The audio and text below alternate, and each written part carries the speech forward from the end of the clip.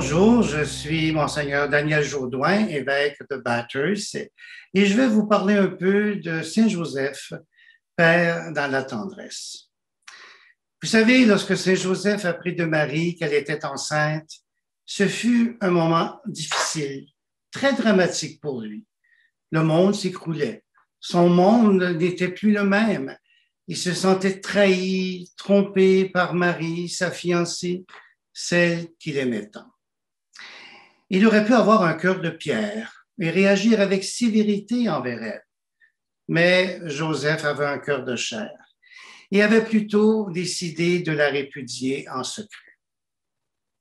Joseph était en vérité un homme juste, c'est-à-dire un homme qui cherchait toujours du mieux qu'il le pouvait à s'ajuster à la volonté de Dieu. Et le Seigneur le savait bien.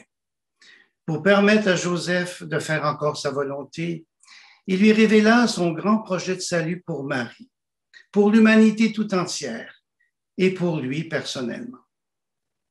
Joseph n'hésita donc pas, au cœur même de sa souffrance, à faire la volonté de Dieu. Il a alors vu Marie avec les yeux et avec le cœur même de Dieu, non pas comme une fiancée qui l'aurait trompé, mais comme celle qui, entre toutes les femmes, a été choisie pour porter en elle le grand projet du Seigneur. Il a aussi vu l'enfant Jésus, non pas comme un enfant illégitime, mais comme le Fils de Dieu, l'Emmanuel, venu pour nous sauver. Il a alors pris soin d'eux, avec amour, avec attention, dans la tendresse, comme Dieu lui-même l'aurait fait. Un extrait du livre d'Isaïe que j'aime tout particulièrement nous le rappelle avec justesse. Une femme peut-elle oublier son nourrisson, ne plus avoir de tendresse pour le fils de ses entrailles? Même si elle l'oubliait, moi je ne t'oublierai pas, car je t'ai gravé sur les paumes de mes mains. Voilà cet amour qui prend aux entrailles, inscrit dans la chair. Voilà la tendresse de Dieu qui se révèle à nous, un Dieu qui a donné à Joseph d'être à son tour un père dans la tendresse. Comme Joseph, nous pouvons nous aussi devenir des hommes et des femmes de tendresse, en nous tournant vers le Seigneur pour mieux le connaître et à l'aide de ses grâces, chercher à y parvenir.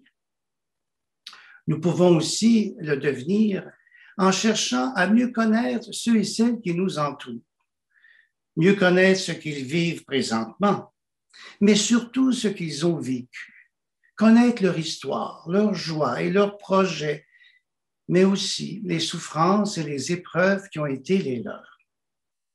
Et cela trouve toujours un écho dans notre propre histoire, en faisant ressurgir des moments de notre vie, joyeux ou douloureux, et en mettant en lumière certaines de nos forces, mais aussi bien de nos limites et de nos faiblesses. De l'empathie et de la compassion s'emparent alors de nous.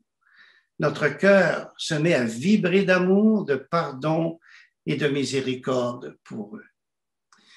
Voilà des rencontres marquées par la tendresse. Des moments que nous avons nous-mêmes déjà ressentis en présence de Dieu, en particulier lors du sacrement de la réconciliation. Le meilleur exemple de tout cela pour moi, c'est cette mère de famille d'un condamné qui, en sortant du palais de justice et se trouvant en face des journalistes, leur dit « Oui, mon fils a commis des actes totalement répréhensibles et c'est épouvantable. Mais que voulez-vous? Je suis sa mère. C'est mon enfant et je l'aime. » Voilà la tendresse d'une mère. Elle reconnaît en vérité les fautes, les limites de son fils, mais elle l'aime par-dessus tout. Car à ses yeux et selon son cœur, il est bien plus que le mal et les fautes qu'il a commises. Il est son enfant, la chair de sa chair. Elle connaît tout de lui. le beau comme le moins beau, mais surtout sa capacité de grandir, de devenir meilleur. Il est son enfant qui a en lui ce désir universel d'être aimé et d'être heureux. L'attitude de cette mère évoque à merveille la parabole du fils prodigue de l'évangile de Saint Luc et ce que Dieu accomplit tous les jours dans chacune de nos vies.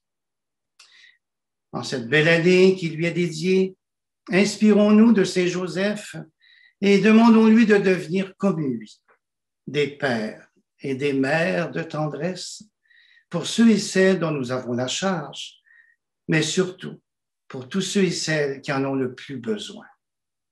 Je vous souhaite donc une bonne année, Saint Joseph.